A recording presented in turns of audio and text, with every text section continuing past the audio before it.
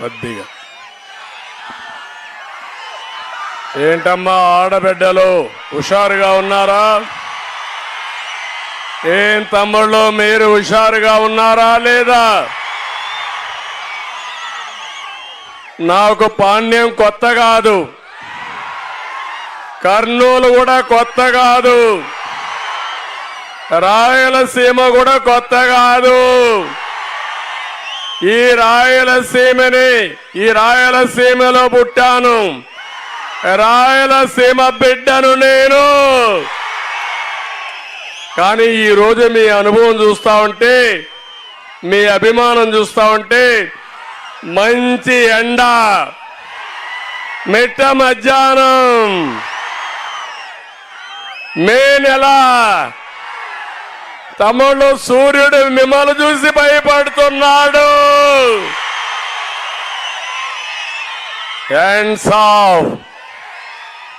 నా జీవితంలో ఎప్పుడూ చూడని అభిమానం. ఇది చూసిన తర్వాత నాకు అనిపిస్తా ఉంది, అదిరిపోయే మీ ఆదరణ చూశాను. పాండ్యంలో చెప్తున్నాను, పాండ్యం మనదే, రాయలసీమ మనదే. పోయినసారి రాయలసీమలో 52కు 49 సీట్లు సైకో గెలిచాడు. ఇప్పుడు 49 కాదు, 52కు 52 మనమే. తమ్ముళ్ళు ఈరోజు మిమ్మల్ని చూస్తే నన్ను ఎగతాళి చేశాడు, రాయలసీమలో 3 గెలిచారు మీరని. నేను కూడా బాధపడ్డా, ఇన్ని పనులు చేస్తే ఓట్లు పడలేదని బాధపడితే ఇప్పుడు పులివెందల్లో కూడా ఎదురుగాలి. అందుకే జగన్మోహన్ రెడ్డి ఫ్రస్ట్రేషన్కు వచ్చేశాడు. తమ్ముళ్ళు ఏం చేస్తాడో నాకే తెలియదు. ఒకప్పుడు కోపం వస్తే ఇంట్లో టీవీ పగలగొట్టేవాడని, ఇప్పుడు ఎంతమందిని లేపేస్తాడో నాకే తెలియదు. ఈ ఫ్రస్ట్రేషన్ చూస్తా ఉంటే నేను ఒకటే మిమ్మల్ని కోరుతున్నా, సైకో జగన్ నమ్మిన దానికి మీరు మోసపోయారా లేదా? నష్టపోయారా లేదా? మళ్ళీ నష్టపోతారా లేదా? అందుకే ఈరోజు మీ అందరినీ మీలో ఒక బాధ ఉంది, కసి ఉంది, ఆవేదన ఉంది, ఆగ్రహం ఉంది. ఎక్కడ చూపించాలి ఇది? 13వ తారీఖున పోలింగ్ బూతుల్లో వైసీపీని చిత్తుగా ఓడిస్తారా లేదా? భూస్థాపితం చేస్తారా లేదా? అదే మారిగా నిన్న అమిత్ షా కూడా ఒక మాట చెప్పారు, పొత్తులు ఎందుకంటే అవినీతి ప్రభుత్వాన్ని ఇంటికి పంపించడానికి, గోండాగిరిని అణిచివేయడానికి, మళ్ళీ పోలవరాన్ని కట్టి రాయలసీమకు నీళ్లు ఇవ్వడానికి, అమరావతిని కట్టి మళ్ళీ రాష్ట్ర ప్రజానీకాలకు ఉద్యోగాలు ఇవ్వడానికని చాలా స్పష్టంగా చెప్పాడు. మనం ఉంటే 5 ఏళ్లలో అన్ని ప్రాజెక్టులు పూర్తయ్యేది, అవునా కాదా? పరిగెత్తించాం. దుర్మార్గుడు వచ్చి అన్ని ఆటకెక్కిచ్చాడు. నేను ఒకటే మీ అందరినీ కోరుతున్నా, దీనికి కారణం ఈ జగన్మోహన్ రెడ్డి ఒక అహంకారి, ఒక సైకో, ఒక విధ్వంసకారుడు, ఒక దోపిడీదారుడు. అవునా కాదా తమ్ముళ్ళు అని అడుగుతున్నా మిమ్మల్ని. అందుకే ఏ నిర్ణయం చేసినా ఆ డైరెక్షన్లో చేశాడు. నేను కొన్ని విషయాలు మీకు చెప్తున్నా. నిన్న మొన్న ఒక డాక్టర్ జగన్మోహన్ రెడ్డి మానసిక స్థితిని అధ్యయనం చేశాడు.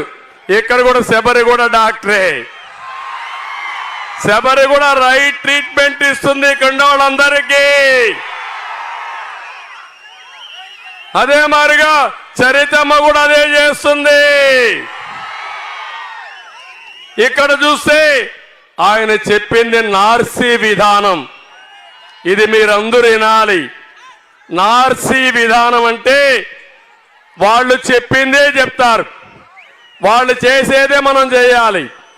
ఎదురు తిరిగితే వాళ్ళ మీద దాడి చేస్తారు, చంపేస్తారు. ఈరోజు ఇలాంటి విధానం చేసిన వ్యక్తులను మీరు చూస్తే మొట్టమొదటి వ్యక్తి చరిత్రలో హిట్లర్, రెండో వ్యక్తి బిన్ లాడెన్, మూడో వ్యక్తి ఆఫ్ఘనిస్తాన్ లో ఉండే తాలిబన్లు, నాలుగో చూస్తే ఉదాహరణకి నార్త్ కొరియాలో ఉన్నాడు కిమ్ తాత ఈ జిమ్. అవునా కాదా అని అడుగుతున్నా. అబద్ధాలు చెప్తున్నాడా లేదా అని మిమ్మల్ని అడుగుతున్నా. చెప్పిన అబద్ధం చెప్పకుండా చెప్తాడు, అందరినీ మోసం చేస్తానే ఉంటాడు. ఎవరన్నా ఎదురొస్తే నరికేస్తాడు. వీళ్ళకి తల్లి మీద ప్రేమ లేదు. మొన్నటి వరకు తల్లి గౌరవ అధ్యక్షురాలు, ఇప్పుడు ఎక్కడుంది తల్లి? ఉందా? ఇప్పుడు తల్లి కనపడుస్తా ఉందా మీకు? ఎక్కడన్నా చూసారా తల్లిని? తల్లిని చూసుకొని వాడికి మిమ్మల్ని చూస్తారా తల్లి? నీ బిడ్డ కూడా మారి ఉండాలని కోరుకుంటున్నావా నువ్వు? బిడ్డ తల్లితో ఉండాలా లేదా? గౌరవం లేని వ్యక్తి అది అయ్యింది. చెల్లెలు ఏమమ్మా మీరు ఆలోచించండి. ఆస్తిలో సమాన హక్కు ఇవ్వాలా లేదా చెల్లెలకి? ఇచ్చాడా ఈ సైకో? అదే నార్సీ విధానం. ఆ చెల్లెలు కూడా ఆయన దయాదాస్యాల పైన పడి ఉండాలి, కక్ష తీర్చుకోవాలి. చెల్లెల బట్టల గురించి మాట్లాడతాడంటే, చీర గురించి మాట్లాడతాడంటే ఇది నార్సీ విధానం అవునా కాదా అని మిమ్మల్ని అడుగుతున్నా. ఇది మానసిక వైకల్యం అవునా కాదా అని మిమ్మల్ని అడుగుతున్నా. అంతేకాదు వీళ్ళు వాళ్ళ నాన్న కూడా ప్రేమించరు, పిల్లల్ని కూడా ప్రేమించరు, వాళ్ళు కూడా ప్రేమించుకోరు. వాళ్ళ ఎగోనే నేను జరిగింది చెప్పింది జరగాలనేది వీళ్ళ మనస్తత్వం అని చెప్పి నేను మీకు తెలియజేస్తున్నా. అందుకే 5 ఏళ్ళు అడుగుతున్నా మిమ్మల్ని అందరినీ. ఏం తమ్ముళ్ళు చరిత్రలో ఎప్పుడన్నా చూశారా ఒక ఎంపీ తిరగబడ్డాడని సిబిసిఐడి కేసులు పెట్టి కడాన పోలీస్ కస్టడీలో అతన్ని కొడతా ఉంటే తాడేపల్లి కొంప నుంచి చూసి బలే కొడుతున్నారు, ఇంకా కొట్టమని చెప్పాడంటే అర్థమైందా మీకు? ఏ కేసు లేదు ఈ జిల్లాలో. నంద్యాలలో నడిరాత్రి వచ్చారు, మిమ్మల్ని అరెస్ట్ చేస్తామన్నారు. ఎందుకు అరెస్ట్ చేస్తున్నారు చెప్పండి అన్నా. ఒకే మాట చెప్పి అరెస్ట్ చేసిన తర్వాత మిమ్మల్ని ఎందుకు అరెస్ట్ చేస్తామని చెప్తామంటే నాకే దిక్కు లేకపోతే మీకు దిక్కుందా తమ్ముళ్ళు అని అడుగుతున్నా. అర్థమైందా నార్సీ విధానం? అందుకే మిమ్మల్ని అందరినీ కోరుతున్నా, బాబాయిని గొడ్డలతో లేపేశారంటే, గులకరాళ్ళ డ్రామా ఆడారంటే, కోడి కత్తి డ్రామా ఆడారంటే, తండ్రి లేని బిడ్డని నాటకాలు ఆడారంటే, తర్వాత ఆ తండ్రిని చంపారని చెప్పిన వాళ్ళకే ఎంపీ ఇచ్చాడంటే ఏం అర్థమైందా తమ్ముళ్ళు? అర్థమైందా తల్లి? ఇంకా కాలేదా? ఇంకా కాలేదంటే మీ ఇంటికి గొడ్డలు రావాలి, అప్పుడే అర్థమవుతుంది. అవునా కాదా? దీనివల్ల ఎంత నష్టపోయామంటే అతని అభిప్రాయం అతనొక్కడే గొప్పోడని, దేవుడి కంటే గొప్పోడనుకుంటాడు. మా తమ్ముడు చెప్తున్నాడు వారంలో బుద్ధి చెప్తామని. బుద్ధి చెప్పకపోతే మీ ఇంటికి గొడ్డలు వస్తుంది. పాలించమని అధికారం ఇస్తే 5 ఏళ్ళు సెక్రటరియట్కి వచ్చాడా తమ్ముళ్ళు? చూశారా తమ్ముళ్ళు? ఇది అహంకారం కాకపోతే ఏంటి? నార్సీ విధానం కాకపోతే ఏంటని అంటున్నా. ఎన్నికల ముందు అమరావతి రాజధాని చెప్పాడా లేదా? వస్తానే 3 రాజధానులు అన్నాడా లేదా? 3 ముక్కలు ఆట ఆడాడా లేదా?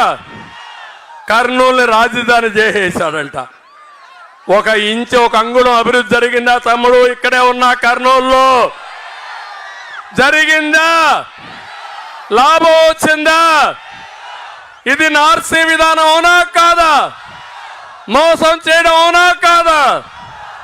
తమ్ముళ్ళు, ఎమ్మెల్యేలు ఎంపీలకి వాళ్ళ పార్టీ వాడికి 5 ఏళ్ళు ఇంటర్వ్యూలా ఎక్కడ విన్నారా? ఇవి కనపడుస్తుందా? వాళ్ళ ఎమ్మెల్యేకి ఇంటర్వ్యూ నీకు ఇస్తాడా? 5 ఏళ్ళు పరదాలు కట్టుకొని తిరిగాడా లేదా?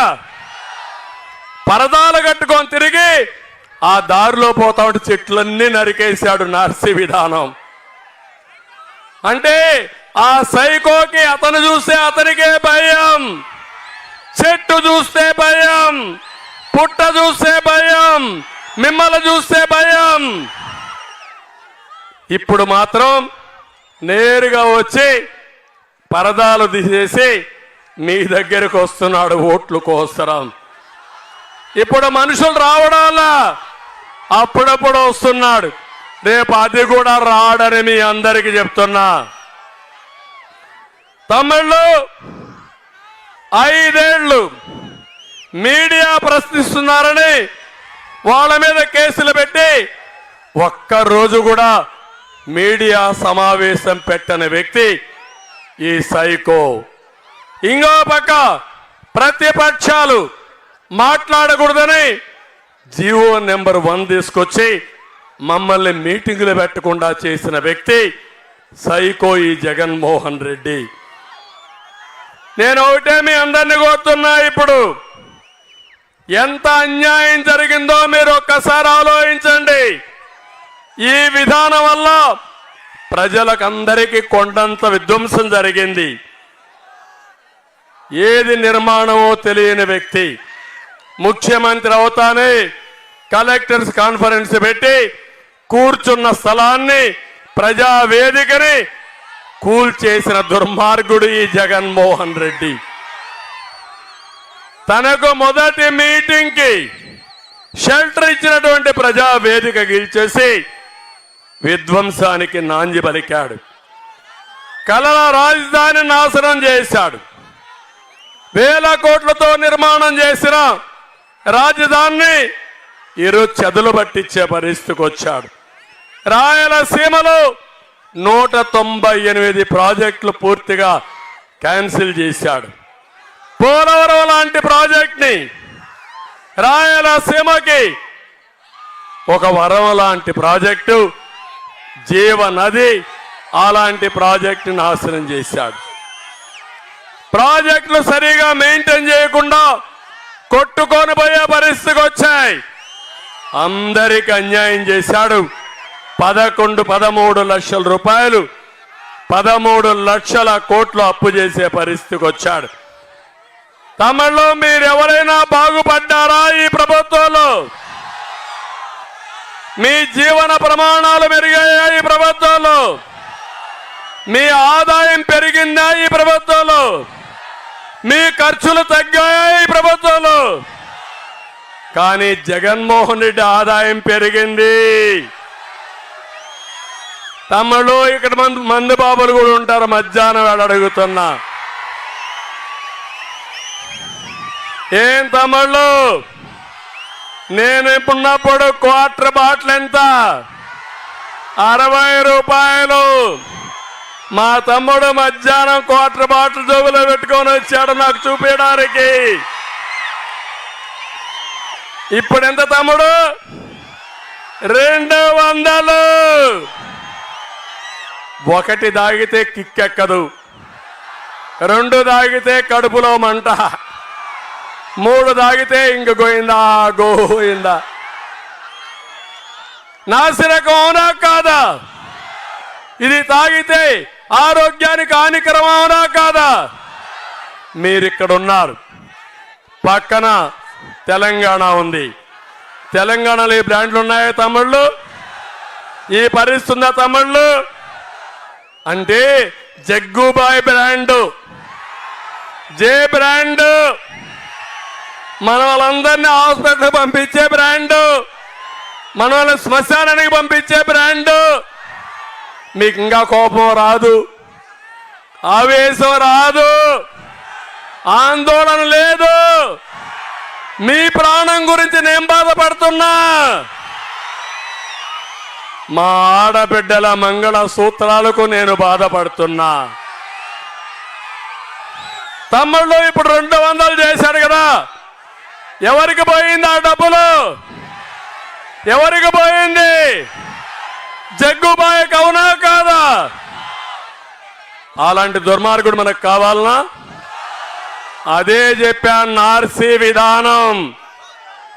మీరు నాశనమైన, మీరు సస్తా ఉన్న ఆడబిడ్డల తాడిబొట్టు తెగిపోయినా చూస్తూ ఆనందపడే రకం ఈ జగ్గుబాయ్.